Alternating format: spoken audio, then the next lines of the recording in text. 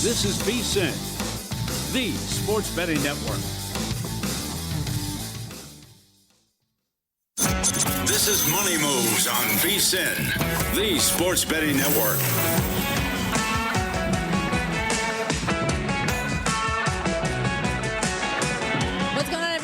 Here on Money Moves, VSiN, the Sports Betting Network. Stormy, Buonantony, Jonathan Von Tobel with you live in downtown Las Vegas, Circa Resort and Casino. We're kicking off hour 2 here on the program. Still to come this hour in 15 minutes, breaking down some of the impact injuries in the NFL ahead of Week 5, which of course kicks off tonight. We've got a Thursday night football clash between the Rams and San Francisco 49ers. Los Angeles continues to get bet up to 8.5-point favorites. And I did misspeak last segment. Professional bettor Chris Macero is going to join us in 30 minutes. He's got some NFL and college football plays. Also get his thoughts on his Red Sox in the wild card elimination game coming up tonight. We'll have best bets at the end of the program as always.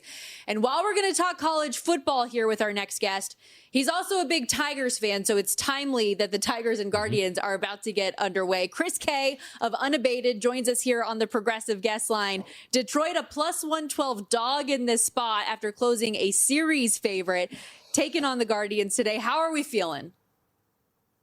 Not good. I've already bet Guardians. I've already tried to cover my bases here just to make sure. We were talking about it all stage. We got to be able to hit, and we're just haven't been able to hit. Haven't been able to put the ball in play for about 2 months now. So not loving even like a good matchup against Saccone, who gives up hard hit action. I'm not too encouraged by what our lineup's going to do today.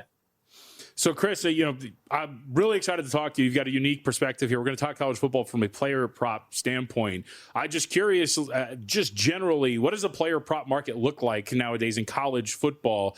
Where can you find these? Is it becoming more plentiful? What is it like just shopping around in the market for these things? Yeah, this has become one of the bigger ways to bet on college football in recent years. 5-8 years ago, you didn't have many markets, and now you get books everywhere that have them. And if you looked at Unabated, we have a prop screen that shows you all the different books, the different lines, which has been really beneficial for subs. And, you can get down at FanDuel and Bovada and all those types. But, if there's a sports book, it typically has some props, and it gets pretty deep. It makes things hard on me and my buddy Ben, who we do these together with. You're not worrying about just the top quarterback, the top receiver. Sometimes you'll have 5 or 6 different receiver lines for a team like Alabama. So it gets pretty deep, and you can get to some different markets to help you out. Attempts, completions, is on top of yards, of course, as well. Have you seen the ripple effects of some of these controversies of some of these teams? I know they're more college basketball related, but there's always been these talks of only allowing overs on some of these player props for college players. Have you seen that effect in the market as well, or is there some spots that are still allowing you to go over-under? You could do over-under pretty much everywhere. I know DraftKings for a little bit now has done just the overs. I think what's really changed with NIL and all these different things is the impact of players just sitting or the expanded playoff where teams are resting players. Maybe you're not utilizing them to the fullest because, a softer, easier schedule. They want to get them ready and make sure that they're healthy for the big Oregon game, right? So that's where we've seen the most impact. I haven't necessarily seen anything with kind of the scandals. Hopefully that stays away. But yeah, the NIL and the 12-team playoff have really made a big impact in the last 2 years. Well, let's look through some of the potential plays that you are looking at this week. We got a pair of 4-0 teams in the Big 12 going head-to-head with Texas Tech and Houston. That said, one of these is not like the other, as the 11.5-point Texas Tech spread would indicate here. As you went through the numbers and the matchups, what stood out to you? Yeah, I think Texas Tech is underrated defensively, which is a little bit atypical for a typical Big 12 team, specifically Texas Tech. They've spent a ton of money in the NIL in recent years, and this is a team that just came off a huge win at Utah a couple weeks ago, like the bye week. And kind of like you said, right, they're a little bit different. Houston, to me, is a little bit more fraudulent. They had to come back from an overtime to beat Oregon State. And so we really like the Connor Weekman, that's the Houston quarterback, under on passing yards. Just from a defensive standpoint, this is going to be very tough on the Cougars. And, against Utah, Texas Tech gave up, I think it was 4.3 yards per attempt. So much better offense with Utah for Utah at home, and Texas Tech still dominated. All right, let's go to the SEC. I don't think it's often we could say that there is one undefeated in a matchup between Vandy and Alabama, and it is not Alabama. Vanderbilt comes in 5-0 to take on the Crimson Tide in a revenge spot for Alabama. What is a player prop angle that we're looking at for here? Yeah, that's a really good point. The revenge spot here, I think, could really rear its head because I think Alabama needs to make a statement. They had a couple good wins. Obviously, that Georgia one's a big one.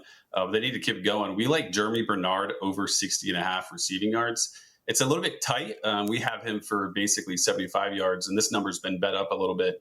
But just think overall, he has really proven to be more of the receiver one than Ryan Williams, who's the superstar sophomore. And Vandy has been very average against the past, over 7 yards per attempt to Utah State, to Georgia State. And Ty Simpson, the quarterback for Bama, is rolling. I mean, this guy has been incredible, as we've seen in recent weeks. So nice thing about Bernard, and this is kind of the tricky part of receiving yards. When we bet an over, it's great. Big plays can really help you out in an over. He's had 3 straight games of a 29-yard catch or better. So you have a potential of, hey, maybe the usage is a little off. Maybe they run a little bit more, which I can't see happening. You still get the benefit of Jeremy being a good big play opportunity as well to help you on that over.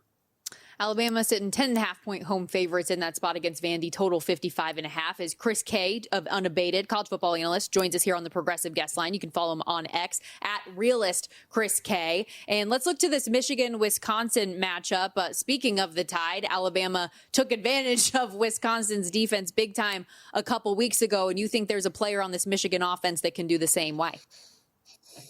Yeah, so Justice Haynes is that running back one for Michigan, a coveted spot in recent years. And I think going into the season, we all thought maybe this will be a running back 1A, 1B situation with Jordan Marshall. But Haynes transferring in from Bama to Michigan has really been incredible. 100-plus yards every game.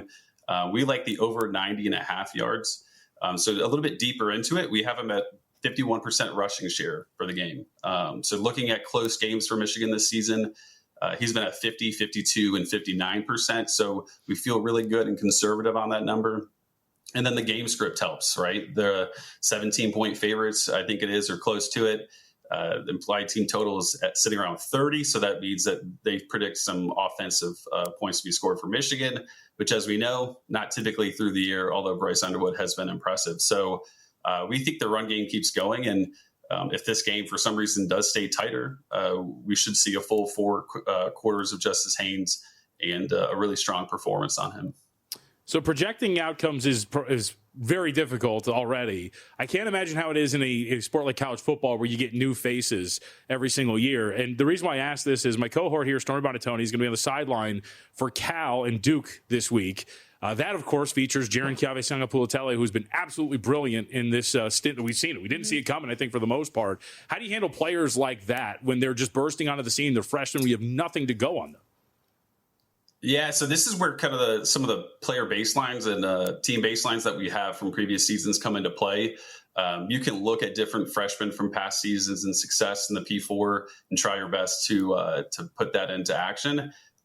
He has been incredible at Cal. He has been definitely not the norm, so you wouldn't necessarily project off the jump that he's going to go 300 plus like he's been doing with a really great arm and some strong performances. But yeah, that's where the player baseline, the team baselines from the past come into play more. And, you know, at the start of the season, even right now, we are not utilizing full 2025 data, right? A bunch of FCS opponents, a bunch of 35-point spreads coming into play. You just can't do it. So as the season progresses, we'll use more of the 2025 data, but really leaning on previous seasons. And, you know, Ben and I have done this for essentially 10 years in total and 3 years now at Unabated. And so kind of using some of that past experience to understand like what's an anomaly and what's a breakout star that's going to be more consistent moving forward.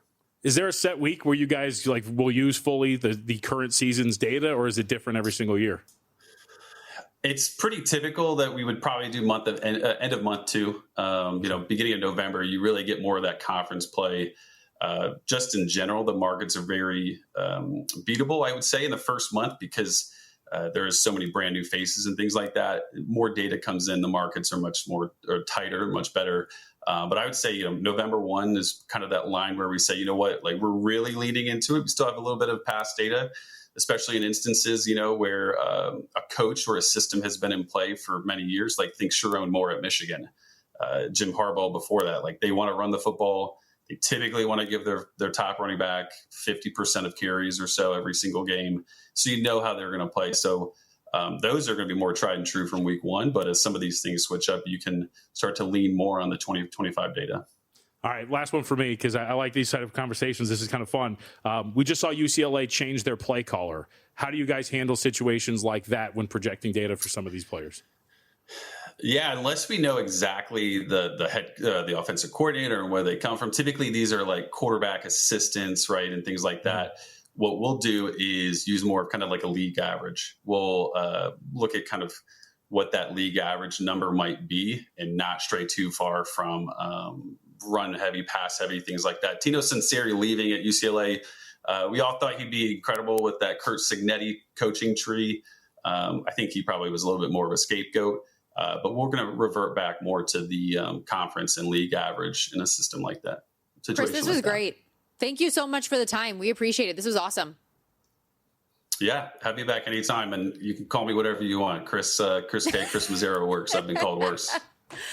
I was looking ahead in the rundown. It was a bad tease. You're fantastic, though. Thank you so much. And again, make sure you follow Chris on X at @RealistChrisK. All of the work over there at Unabated. They're doing an awesome job. The plays, just to recap for you again, Bernard from Alabama taking the over on his receiving yards. Connor Wegman under pass yards against Texas Tech, and Justice Haynes for Michigan, the over rush yards against Wisconsin this week. And also, by the way, I'm glad you brought up Kiave Sangapula-Tele. I rattled that off. You nailed it. Very impressed. Yeah. I was talking to Justin Wilcox yesterday as we get set for the game this week, and I texted my colleagues after the game, and I said, I wish my husband loved me as much as Justin Wilcox loves Jaren Kiave Sangapula-Tele. He is all in on this kid and thinks the sky is the limit. Too bad he's going to be the starting quarterback for like Penn State next year. Come on, man. Don't put that evil on Cal. They can't lose another one. We'll be right back.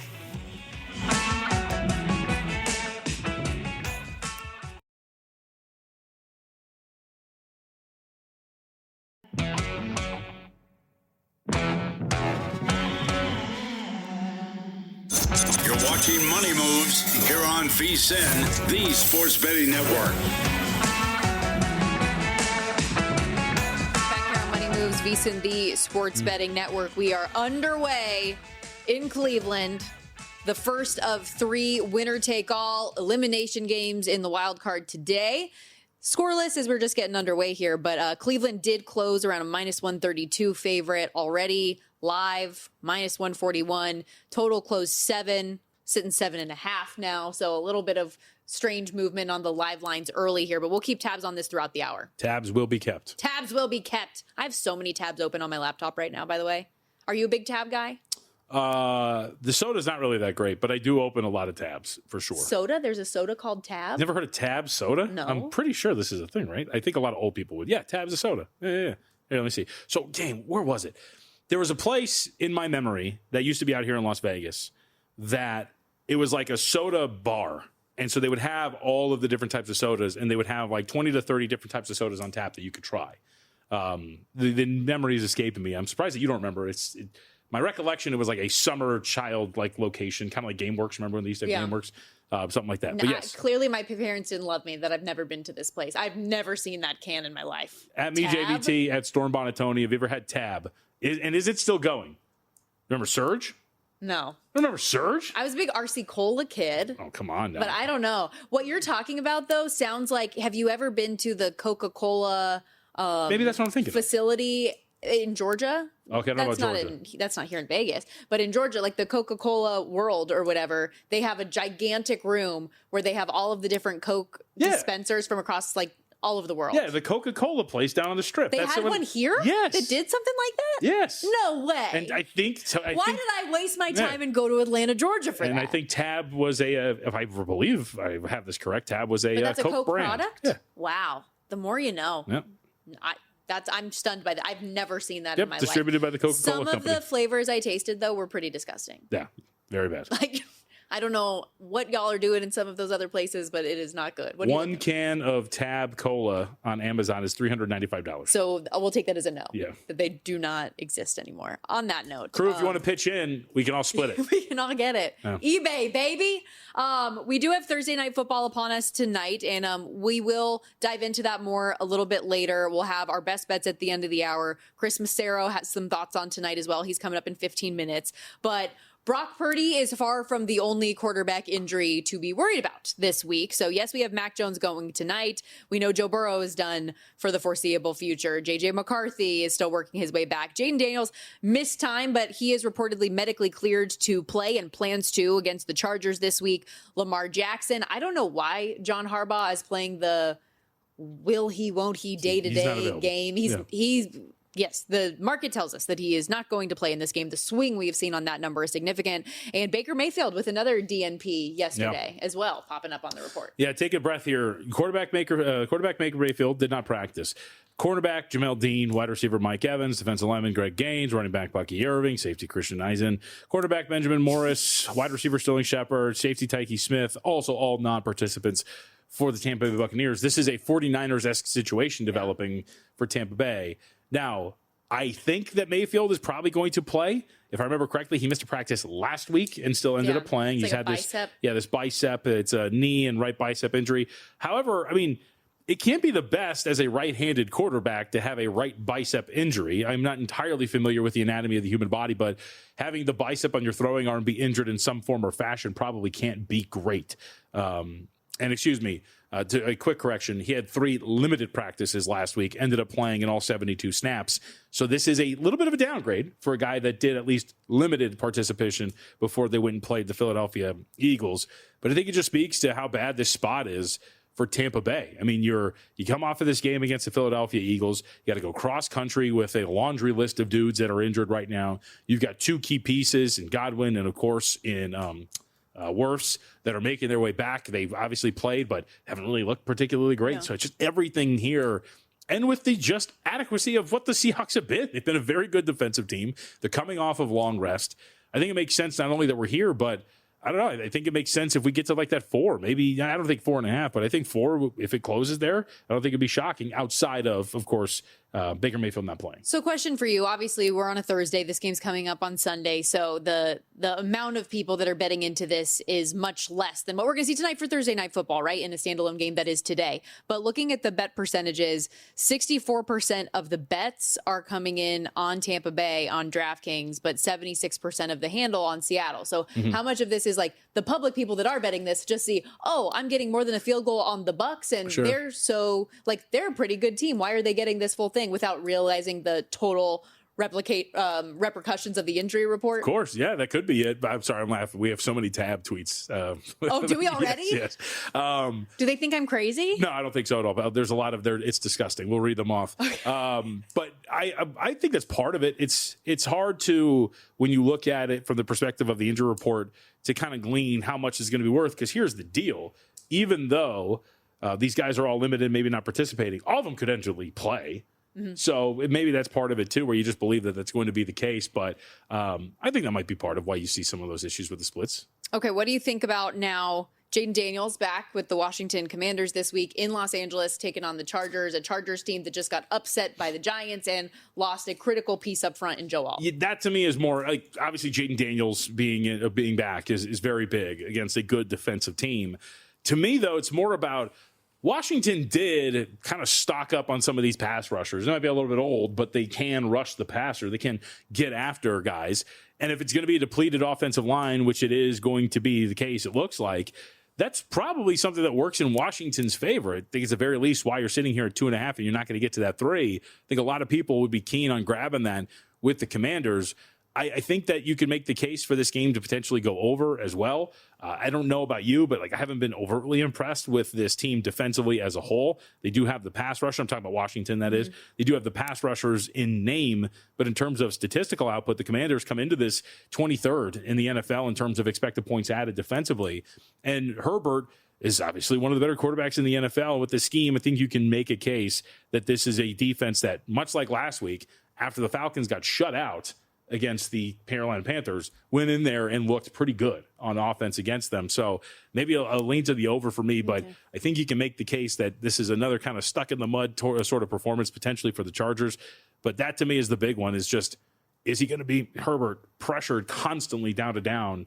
I think that you can do that, and that's going to be enough to win this game for Washington, but it's not a game I feel entirely confident about. Yeah, game I stayed off of, as you mentioned, though, 2.5 your spread in favor of LA at home, total 47.5. We've talked about this game a handful of different ways, from the perspective of the Circa Million contest, and we've referenced how Xavier Howard has been put into retirement now, the way that he's started the year. But with the Colts laying 7 points in this spot, how do we feel about this team? Like, are they real or not? I know we like the offense and they have played well, and Daniel Jones has been this tremendous story, but the defensive numbers that you have talked about are worrisome. So for those who don't know, Colts 28th in success rate, despite one of the easiest strength of schedules by opposing offenses.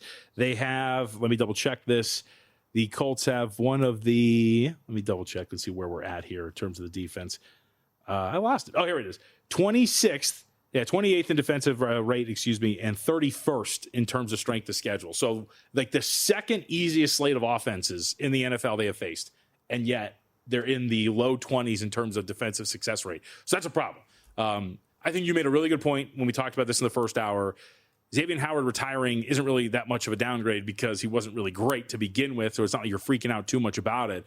But this team, and it could happen in the NFL, if for some reason this offense, which looks legitimately good, because the offense is actually the antithesis of this defense. This is the number one offense in success rate, Stormy, against the 8th hardest schedule of opposing defenses. So they've looked legitimate there. But if they have an off day, if Daniel Jones reverts to old Daniel Jones for a game, you're looking at a defense that is not going to do you any favors. And one of the big points that was brought up when I was talking about this online, and it was a great point here from, again, Clevtier, who goes on with Gil. There are 6, the Colts are, in expected points added generated from turnovers. So they're getting these turnovers. It's masking a really bad defense, and the offense is great. What happens if you don't force turnovers in this game against the Raiders, and all of a sudden you find yourself in this back-and-forth shootout that becomes this high-variance game that you could lose as a 7-point favorite? That, to me, is the worrisome part about what Indy is in, not only this week, but it's just as we move forward. It is funny looking at the Colts schedule, because obviously the Rams are a legit offense who they lost to this past weekend, but then it is the Titans, the Denver Broncos, and the Miami Dolphins who, 100%, those are not offenses that you believe in. As we talk about all of these injuries too, riddle me this, how Matthew Stafford, who we had all of the concerns about his back in the preseason, has been just the model picture of health to start the season. We did mention those bet percentages when we were talking about the Seattle and Bucks game. A good reminder that we have access to those on VSiN.com each and every day when you are a VSiN Pro subscriber. You can start your edge today for just $9.99 when you come join us, but you get the numbers from DraftKings, you get the numbers from Circa, where you get the more sharp bet, big wager perspective. You can track it all. Again, VSiN.com/subscribe is how you can come join us. We're going to step aside. And now this tease is real. Chris Macero is joining us coming up after this here in studio in downtown Las Vegas. We'll be right back.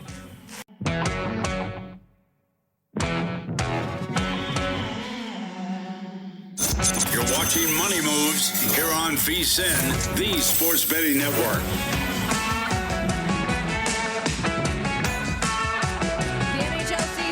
The puck October 7th, and VSiN has you covered. Our NHL hub over at VSiN.com/NHL, packed with team previews, futures, insights, awards markets, and of course our experts' season-long best bets with new content and features rolling out all season. You'll have everything you need from Stanley Cup contenders to player props all in one place. Get ready for opening night at VSiN.com/NHL. We've got hockey, we've got the NBA coming up, WNBA finals about to get started. The MLB postseason officially underway as October baseball is here. NFL, college football. We've got you covered with everything at VSiN as we welcome you back to Money Moves here in downtown Las Vegas. Stormy Buonantony, Jonathan Von Tobel with you, and live in studio with us, professional bettor Chris Macero joining us.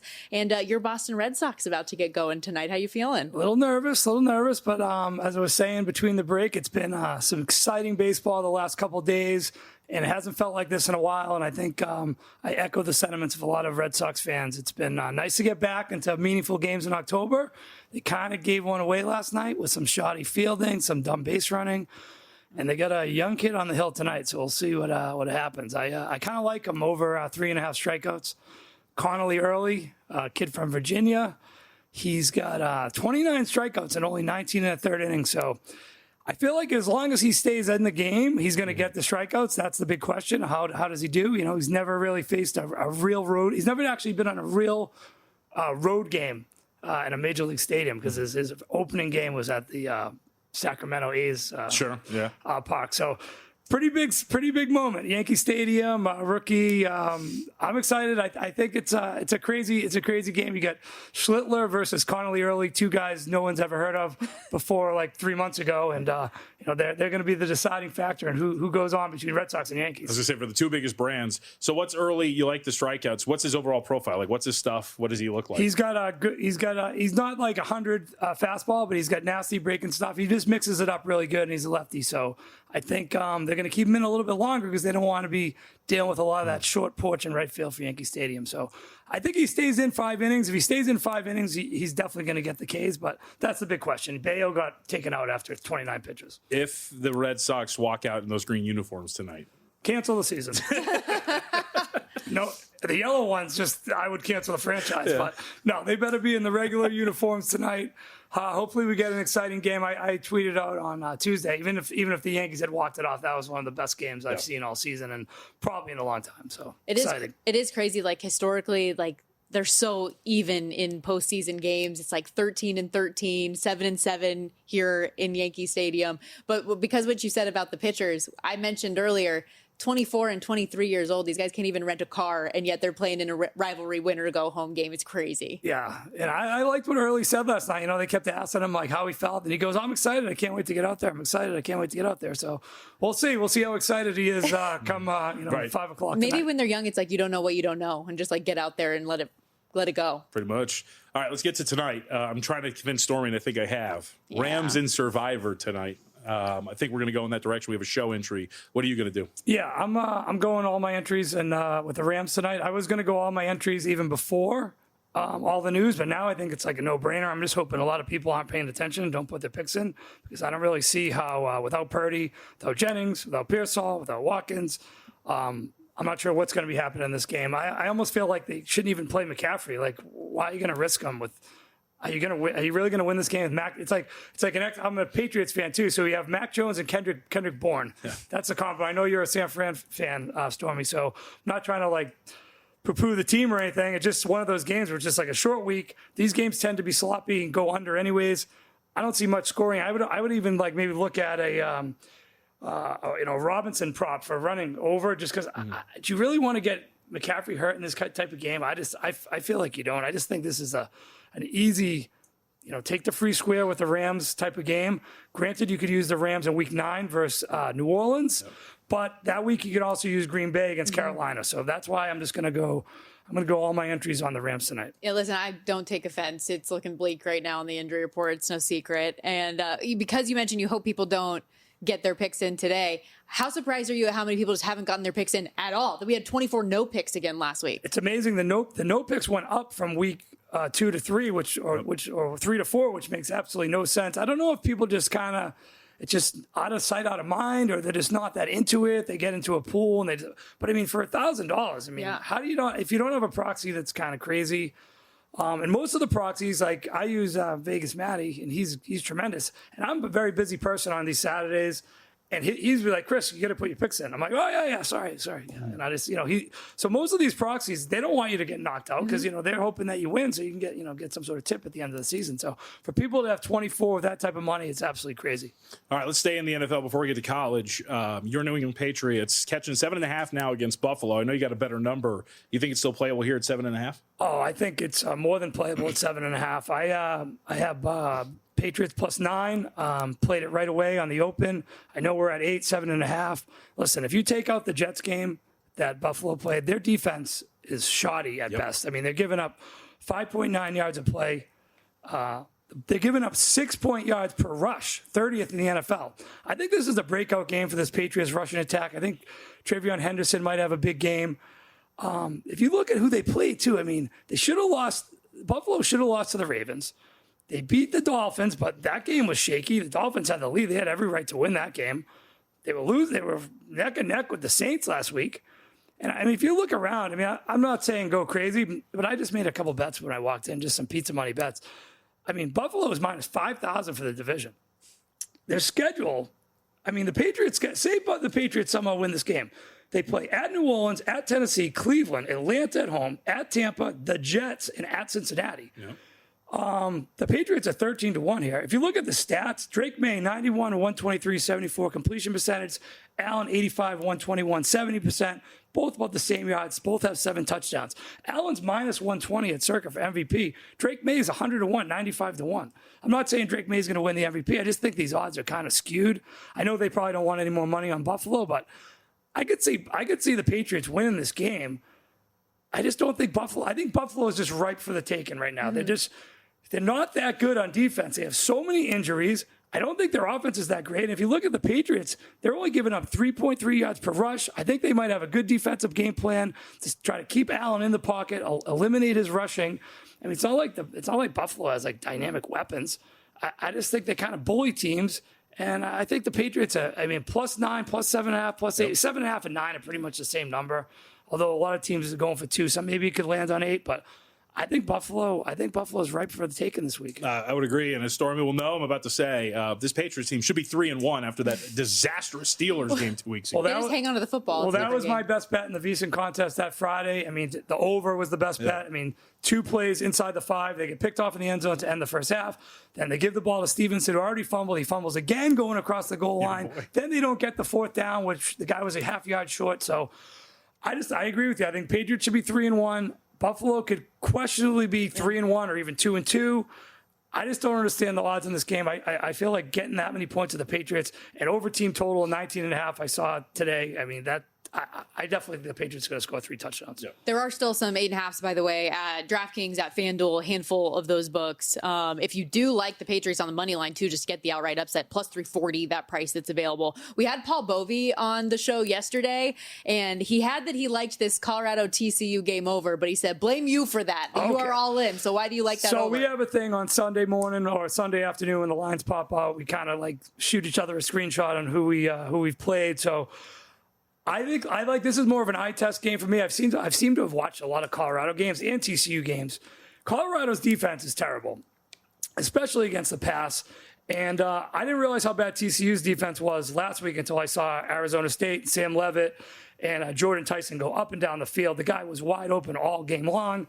They could have got 2 more touchdowns. They got stopped inside the 5 twice on some stupid plays, stupid play calls by Arizona State in that game. So that game should have been a 41-point game. I think Hoover, who was uncharacteristically throwing the ball all over the field, 2 interceptions and a horrible fumble, I think he's going to get things right. I just expect a shootout in Fort Worth. It's going to be a hot night there. Both of these offenses can move the ball. Caden Salter, they got him as the quarterback now for Colorado. He'll be able to move it against TCU's defense. And I just think this game's going to go way over the total. I mean, Colorado 85th in yards per play on defense at 5.8. And TCU last week gave up 6.1 yards per play. I think this game's going to be high scoring, and I think TCU's want to get back on track with Hoover after all the turnovers he had last week. And I don't think a team like the Colorado Buffaloes with their defense is going to be able to slow them down. So I think this is going to go back and forth. I think you're at a 58 or 58.5. Maybe even a 59 out there. I think it goes way over the total. We have 15 seconds. Colts, the best team in the AFC or the NFL? Well, you were right, and I was wrong, and that cost me a couple survivors in week 1, and I have to give you your props. The Colts are a lot better than I thought, but I would be wary this week using them in survivor. That's why I don't want to use them. That secondary does stink, I think. That might be a problem. Chris, we appreciate you being. Sorry, we were talking about Paul Bovey. Give me a second. Oh, how dare I? I'm so sorry, Chris. No, we appreciate you coming in studio. Thank you for this. Anytime. Thanks, guys.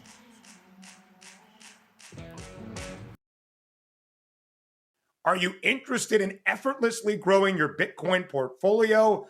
I sure am. The Bitcoin credit card by Gemini earns you Bitcoin back on every purchase. Use it like any credit card. Buy lunch, gas, or your weekly groceries, and you'll earn up to 4% back instantly in Bitcoin or one of over 50 other cryptos straight to your account. All that with no annual fee. And right now, you can grab a $200 Bitcoin welcome bonus. It's the easiest way to start building your Bitcoin stack.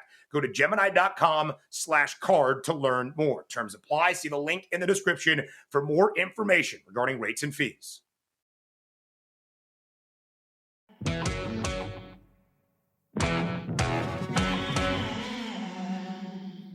You're watching Money Moves here on VSiN, the Sports Betting Network.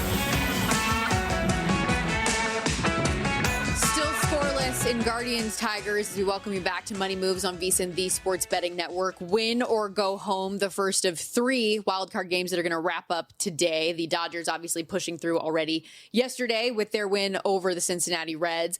I am shocked at how many people know what tab soda is.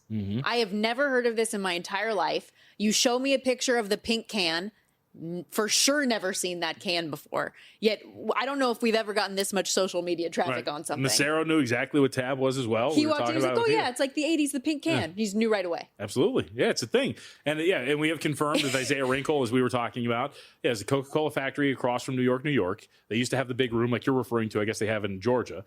Atlanta, right? Is that what you said? Yeah. And it had all of the sodas. The factory. It had all of the sodas and everything you could try. That's crazy. Yeah. I had no idea that was here. I feel like my parents neglected me as a small child, but apparently I wasn't missing anything with Tab because Browns in 7 says Tab soda is nasty AF. Tab was disgusting. This is Mark Hoppel. Tab was disgusting. It was like sugarless pop. Question for you guys, is it soda or pop? I've always been a soda girl. We're West Coast, yeah. Soda through and through. Tab. I think you meant Tab. I think Derek meant Tab, I'm Ron Burgundy. Yep. Tab came in a pink can, and it was full of... Saccharin. Oh, full of saccharin. Yeah. Not good. Yeah, I didn't know. Andrew said that Tab was in dark pink can. He also thought that you were Grace Remington. Andrew, this is Stormy Buonantony. Yeah, not the same. Not the same person. But that's the other thing I took We from are it. the estrogen at the network, but not the same. Was apparently it was the diet soda. That I did not know. I just knew it was like... I was always told, as Andrew said, it was like soda for girls. But as Chris Macero said, his father used to drink it when he was on a diet. Okay. So apparently it was like the diet soda of the time at that point. Brad Madness hit us up and said, no Tab or Surge. Have to imagine Stormy's never had Jolt Cola earlier either. No, never heard of Jolt Cola. I'm surprised you haven't had Surge. Because Surge it's kind of, if I remember, it's like Mountain Dew-esque, like, they'd be in the same vein. But as Brad said, that was, as he finishes up, elementary school weekends, Surge, Madden, like that was, you get all the boys together and you're downing Surge and playing video games and What's your favorite soda? I go off the record or like off the wall with this one. I am prone to a nice cactus cooler. Ooh, that's a deep cut. That is. I would not have guessed. I would not have, if I'm thinking of favorite sodas, that's not even on my list. Yep. I haven't thought of it. Okay. I'm a vanilla Coke gal. Okay. Personally. Really like those. Or if I had to do a diet soda, though, since we're on the Tab theme, it would be Diet Dr. Pepper. I think that is the king of diet sodas in terms of how realistic they taste to the sugar ones. We're going to open a whole can of worms that's going to upset our bosses. I will just say and end with this. The zero brands of these sodas are now the ultimate. Coke Zero is good, but it's like too flat. Try a Dr. Pepper Zero. Okay. Get back to me. Give it a go. Yeah. We might have 0 players available for the San Francisco 49ers tonight as we get into Thursday Night Football.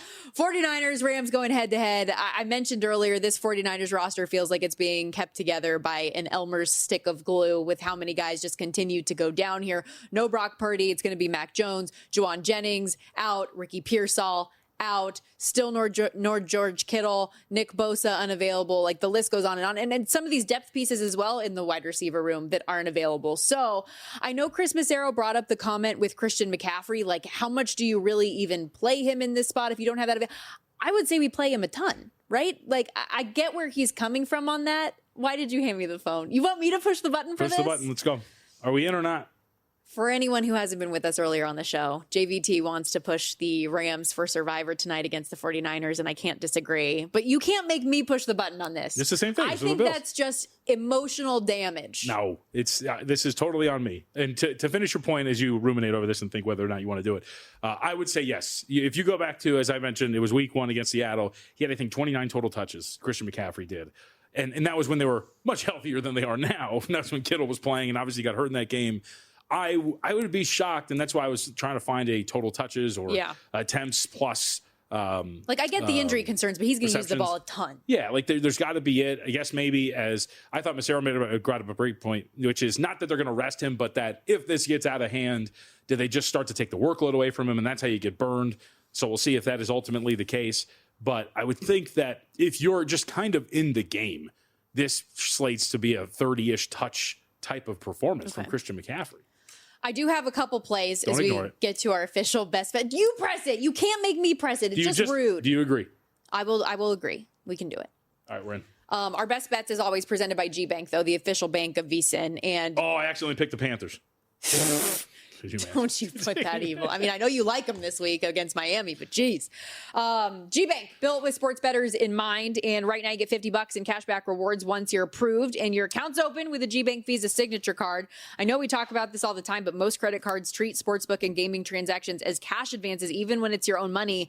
GBank's not going to do that to you. No cash advance fees, saves you 3 to 5% on every deposit. They treat it like regular purchases. You get 2% cash back on everything you buy and 1% on all eligible sportsbook and gaming transactions. Apply now at vsin.com/gbank. That's vsin.com/gbank. So I went SGT tonight. Same game teaser, bringing the Los Angeles Rams down to sub a field goal. Obviously, shop around, try to find the most advantageous number for you. I got 1.5, but anything sub 3 I think is great. And under 50.5, because for all of the issues that the 49ers have on offense, their defense is still pretty good. And the Rams defense we know is stout as well. So I think that points under 50.5 is very much within the range. I know you said the one way that we got here is if this ends up being full blowout type of a game, but I just don't think that the 49ers defense are going to let that much happen. That said, I do hope Davante Adams gets in the end zone because I played him for an anytime touchdown at plus 110. Guy's on the field a ton, even with the hamstring last week. He goes over the yards. He gets it in the end zone again, had 6+ targets every game this season, 39.8% air yard share. And look at the red zone and end zone numbers. Scored a touchdown each of the last 3 games, 47.6% red zone target share, 81.8% end zone target share. I think he gets one tonight. All right, I like it. So I'm going to add a late one here, if we will. You completely ignored me on this. I told you that I was doing some late work before the show started, and we had some angles, and we never brought it up, so I guess I'll bring it up here. So we only have so much time. No, go for it. Go. Need a third hour? This hole is for you. Need a third hour? Brett Coleman from All 32 was on with me at Kimes on her podcast, and I thought he brought up a pretty good point, so I went a little deep divey here. But his overall point was that the 49ers, in the hopes of kind of dealing with this scheme that Sean McVay runs, has brought in some beefier, heavier defensive linemen, and that this season McVay has flipped the script, and they have decided to go with more outside zone runs. And so I wanted to dive in because Coleman made the point that they, the 49ers, have somewhat struggled with this in terms of outside zone runs. And if you look across some of these games, it does pop up here. The Jags, for example, so this is runs off tackle or end, which is your tight end. The Jags on those rushing attempts, Stormy, 10 attempts, 94 yards, a touchdown, and 3 runs of 10 or plus yards. It was last week, so that's pretty glaring. Cardinals, 12 attempts, 57 yards in a rush of 10 or more yards on these types of attempts. Saints and Seahawks didn't run to that degree, but the last 2 weeks we're starting to see it. Also coincides with the absence of Bosa, so maybe that's something there too.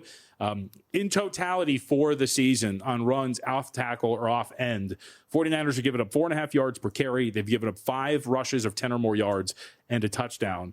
So if McVay is really running this scheme in that way, it would seem that maybe you have the opportunity, or at least higher than most in certain situations, to get an explosive run. So all that leads to be saying Kyren Williams over 13.5 for his longest rush tonight is something that I'll add and sweat out later this evening. I think if all of those come to fruition, could be something that works.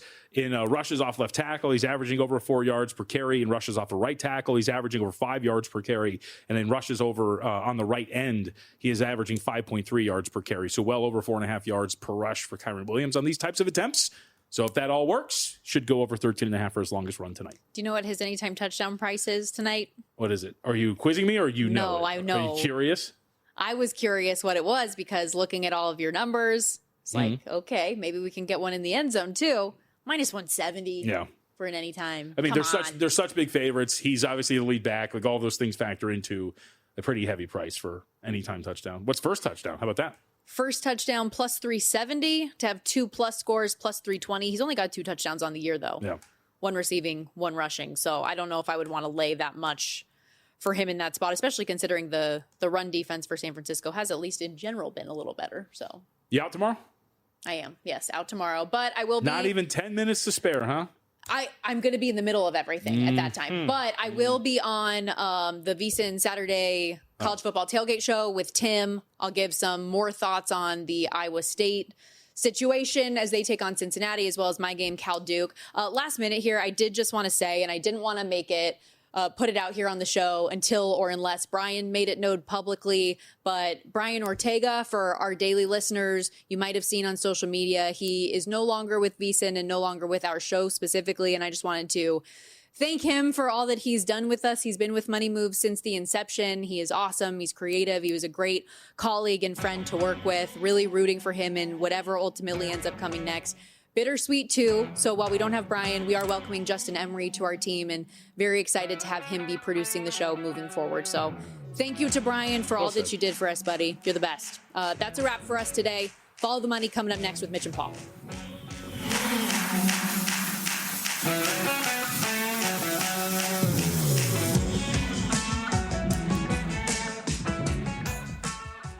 Are you interested in effortlessly growing your Bitcoin portfolio? I sure am. The Bitcoin credit card by Gemini earns you Bitcoin back on every purchase. Use it like any credit card. Buy lunch, gas, or your weekly groceries, and you'll earn up to 4% back instantly in Bitcoin or one of over 50 other cryptos straight to your account. All that with no annual fee, and right now you can grab a $200 Bitcoin welcome bonus. It's the easiest way to start building your Bitcoin stack. Go to Gemini.com/card to learn more. Terms apply. See the link in the description for more information regarding rates and fees.